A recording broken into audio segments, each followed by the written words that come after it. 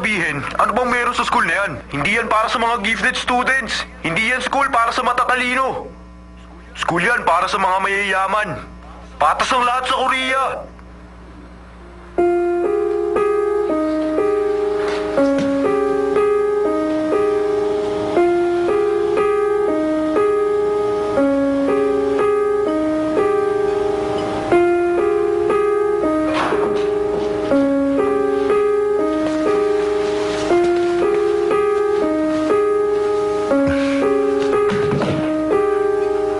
Sorry, madam. Under control na po ang PR department.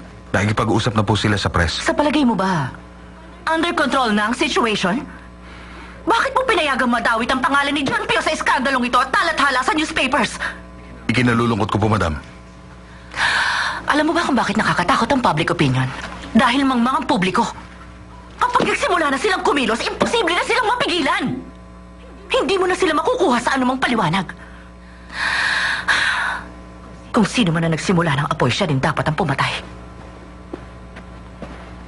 Madam, nasa linya po ang Prime Minister. Yes, this is Kang Hiso speaking. Oo nga, nagiging entertainment na ang mga pangyayari.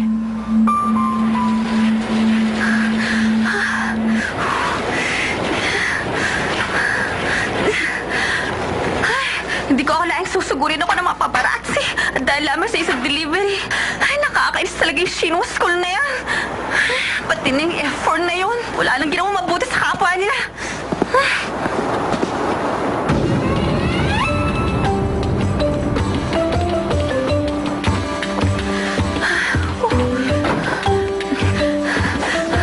Narito na! Naku, tama-tama ang dating niya. Jandy, bumati ka sa kanya. Siya ang sekretary ng chairman ng Shinwa Group. Ha? Sa wakas, nakita ko rin ang personal ng Wonder Girl. Ikinagagala kita makilala. Hindi ko siya itinulak. Totoo yun! Yung effort yung may kasalanan sa nangyari. Narito ako para lang. Jandy, anak, huwag ka sanang magugulat. Simula bukas, sa Shinwa High School ka na papasok. Sa Shinwa High School ka na! Miss Jandy, Natuwa ang CEO sa ginawa mo. Binigyan ka ng special scholarship sa Shinwa. Scholarship? Bakit naman ako? naniniwala kami na si Jandy. Ate, di ba nasa swimming team ka nung junior high? Gusto nila bumalik ka ulit sa swimming! Babalik ka sa swimming! Ayoko! Oh? Bakit hindi? Bakit nga hindi? Ate, ayaw mo na mag-swimming? Sir, masaya na po ako sa buhay ko ngayon. Hindi ako nababagay sa school na yon. Kaya hindi ako papasok sa Shinwa High. Sorry, kung pwede lang, makakaalis na kayo. Ano? Jandy, pag-isipan mo sinabi ko. Ay, hindi! Hindi na niyo pag-iisipan. Papasok na siya bukas sa Shinwa High School. Papasok na! Ako na pong bahala sa kanya. Jandy! Tumigil ka!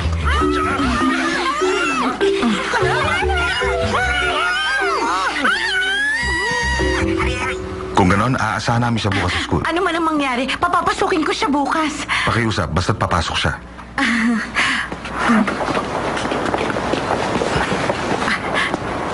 Sandali lang, sir.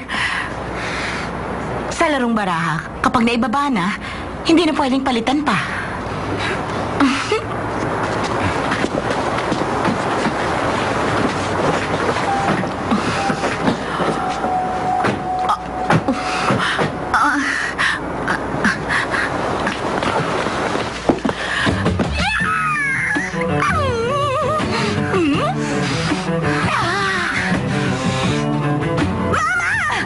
Huwag mo ako sigawan. Kung meron kang mata, imulat mo naman.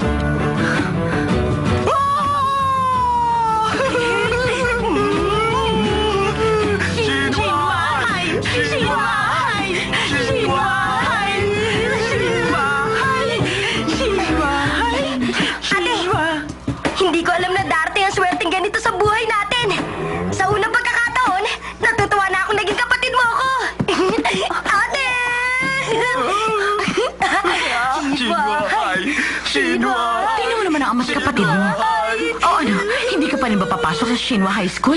Ayoko pa rin pumasok. Mama, hindi ako papasok sa school na yon. Yan ang school na pangarap ng mayayaman para sa kanilang mga anak. Pero ikaw, bakit ayaw mong pumasok doon? Sinisiraan yung Shinwa High School na yun, tapos ngayon gusto niyo ako pumasok doon? Noon yun. Hindi ko naman alam na papasok ka sa school na yun. Pero iba ngayon, para kang tumama sa loto. Grasya na bumagsak galing sa langit. Sino ka naman para tumanggi? Hindi ko pa alam, Mama. Pero kinakabahan ako. Pero ano man ang sabihin niyo, hindi ako papasok sa school na yon. Kaya mas mabuti pa, yun na lang ang tanggapin niyo, okay?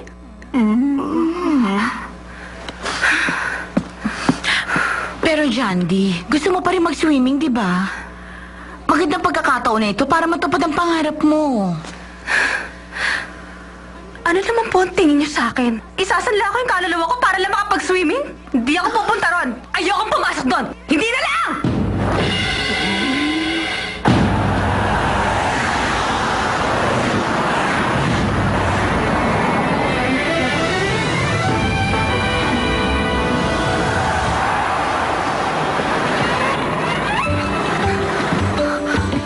Sandali lang.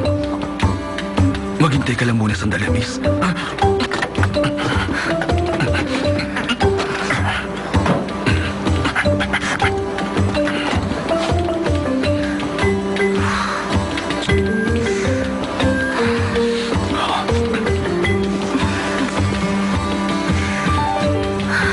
Papasok na po ako.